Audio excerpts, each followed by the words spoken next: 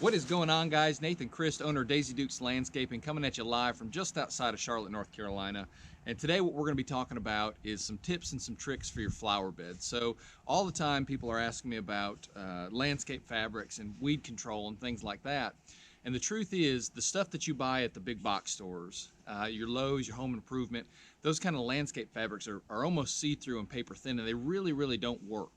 Not as they're designed to work. So what I recommend is either a heavy ply plastic, or even better, something that's called a woven landscape fabric. And I'll show you some pictures here in just a minute. But so the heavy plastic, the reason I don't personally care for it is it's going to help block weeds, but it's not going to let water permeate through. It's going to have to run off and drain somewhere. So what I recommend is a woven landscape fabric, something that's going to let moisture come through it, but it's not going to let weeds come up. And as far as an install, whether you want to do it yourself or whether you want to pay somebody to do it, it's a very cheap and inexpensive way to save yourself hours of time of trying to pull weeds and just declutter an area that's going to be for a flower bed, or maybe brick chips or gravel or mulch, whatever it is. A little bit of preparation up front is going to save you a lot of time in the back end. So let me get started. I'm going to show you guys what we need to do. So here's what you're going to need for this install today. You're going to need this landscape fabric. Like I said, it's woven.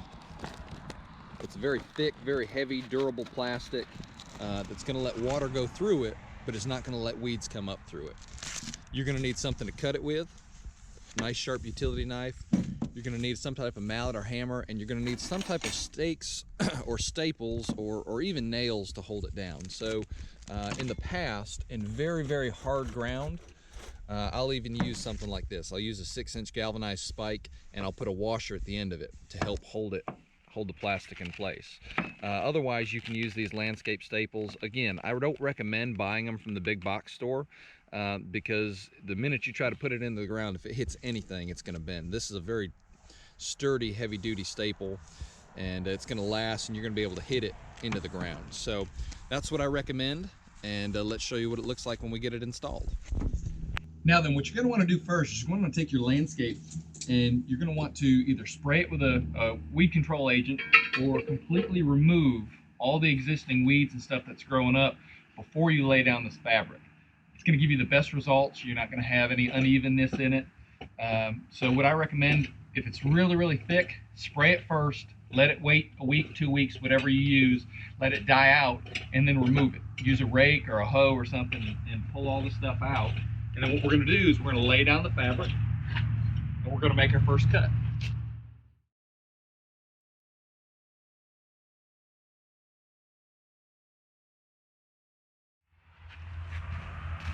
Now what I recommend is giving yourself a little bit of extra so that you have some room to fold it over. So what you're going to want to do is when you've got your end, as you start cutting it, it's going to fray and it's going to splinter. It's going to start coming up. So what you want to do, at any place that you've got a seam or any place that you stop, you're going to want to overlap it. And you're going to want to overlap it enough that you can add a staple through both sides of it. And it's going to look like that. So it's caught both pieces. So what I'm going to do is I'm just going to tack it down here so that I can pull it tight and make the cut.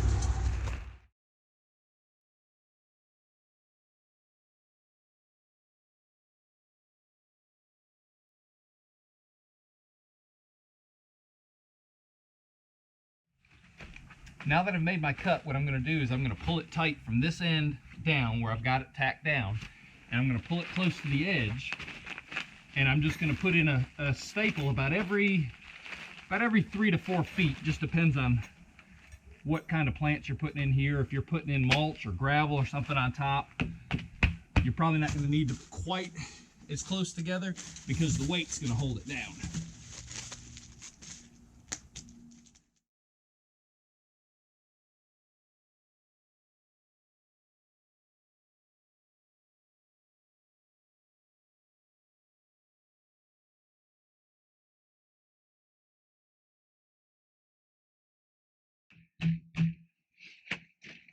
And I'm going to continue this until my bed's covered.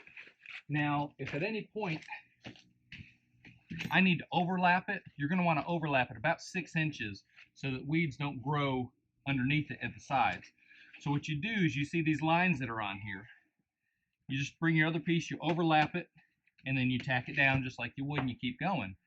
Now, when I get this all done, if you're going to put plants in here, very, very simple. You mark where you want your plants to be, and you come in here with a utility knife and just cut a small X, just enough that you can dig out the dirt around it, put the plant in there, and fold back the fabric around it. That's going to help keep your weed barrier intact for your plants. So guys, that's pretty much it. It's a very easy do-it-yourself project. If it comes down to time, you just don't have time to do it, love the opportunity to earn your business or hire somebody else if you're not local to my area.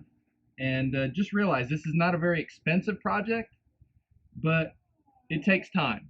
And it takes time to get to your property. It takes time to get from our shop and get your materials. So be fair, be understanding, be reasonable, and these guys are going to be good to you too. So guys, I appreciate it. Have a blessed day. Take note of the beds that don't have landscape fabric down. Guys, when weeds come in, they come in hard and they come in fast. This landscape fabric's a great way to just get out in front of that and prevent this from happening so that you can spend more time doing the things that you enjoy. So I hope you found something helpful in this video. If you did, check us out, subscribe to us on YouTube, follow us for more videos. And guys, I just want to say thank you for all your support for our business and just everything that goes along with it. So guys, we appreciate you. We love you. God bless.